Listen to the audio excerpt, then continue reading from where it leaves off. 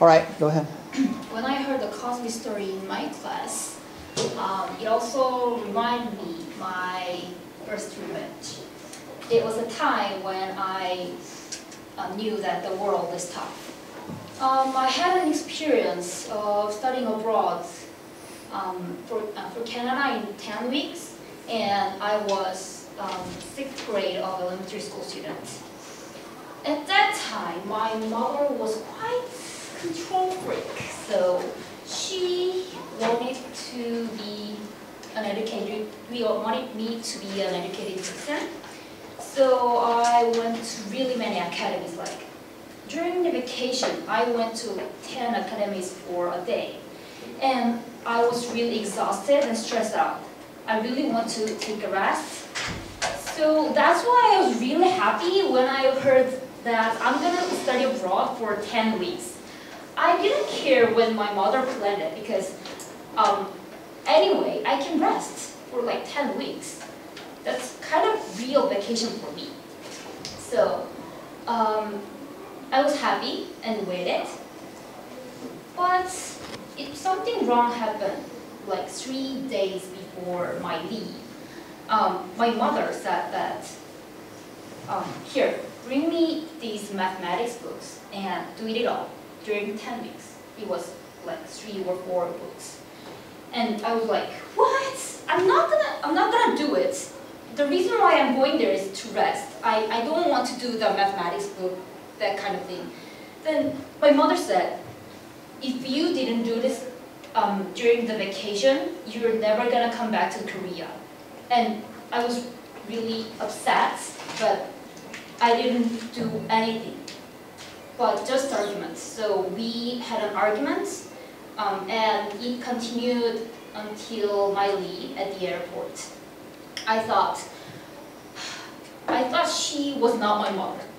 Even though I am leaving for Korea and couldn't see her for 10 weeks, she said what just want me to do is study mathematics. So I didn't say anything such as goodbye or I'm gonna miss you. Then I met 7 kids. I went to Canada with 7 kids and 1 teacher. One is 15 years old and one is 14 years old and 3 is 13 years old, which was same as my age, and last 2 was 11 years old. And I was in the airplane. I was sitting next to the kid who was 15 years old. Her name was Amy.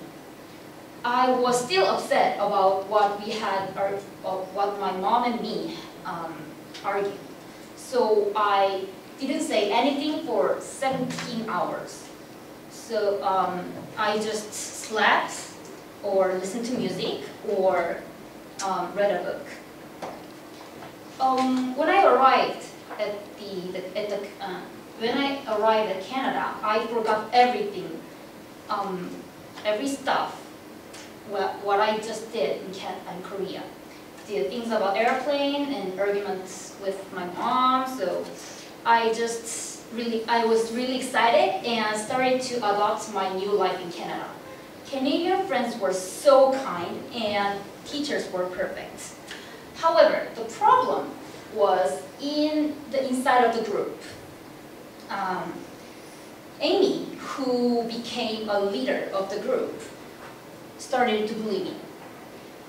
It seemed that other 7 kids really don't want to live with me. In our daily routine, we went to after school's over, we went to library and we read some books and found some vocabulary that we don't know.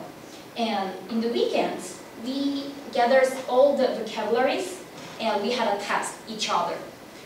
These mean 7 kids don't even want to go to library with me or take a test with me or have a lunch or dinner with me.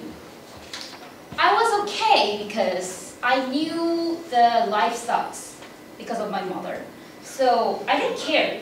And I went there to study, not playing with the 7 kids. So I was okay then, but I got really upset when they started to break my friendship with my Canadian friends.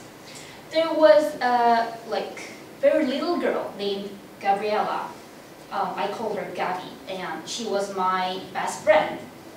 And we were good. I went to sleepover her house, and we played a lot, and we shared some our experience and some secrets. It was good. Then the Amy started to spread the bad rumor of me. Amy finally told Gabby that I said some bad words to everyone. First, Gabby didn't believe her, but eventually she believed the 7 kids and started to break my relationship. Our friendship. I was feeling good and quite okay, but when I got the letter from Gabby during the class, and then I read it, it was saying, "I'm not a friend of you anymore," and I cried like a baby. Oh, I really cried a lot. Then Miss B, who was my homeroom teacher, came to me and asked what's going on, and I was like, I cried so loud so that I can't talk. I was like this. So Miss B brought me to the office, and then we talked a lot, and I told her everything that they bullied me, especially about Gabby.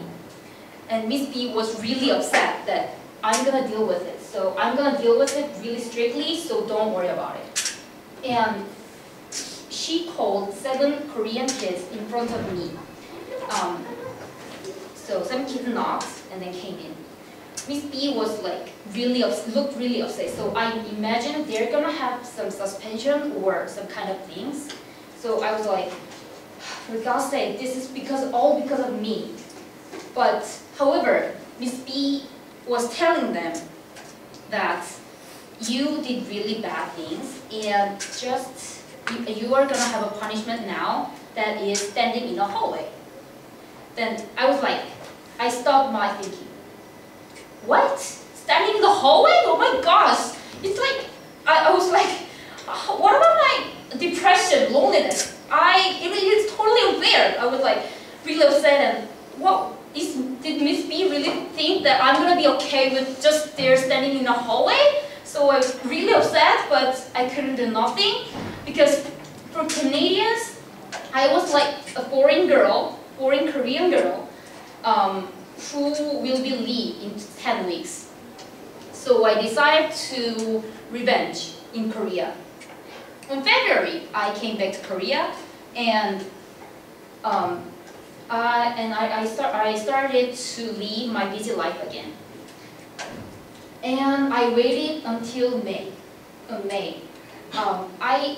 My plan was sending a threat mail to them, 7 kids, anonymously, and make them freak out.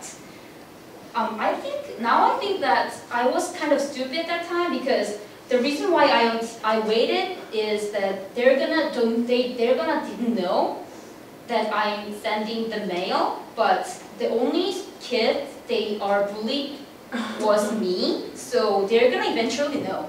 Anyway, I sent them threat mails. Then I realized there's no way that I can know whether they freaked out or not. So I was really, I feel really empty.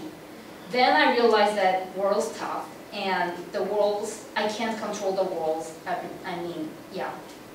whole thing. Yeah, that's my first message. Thank you for listening.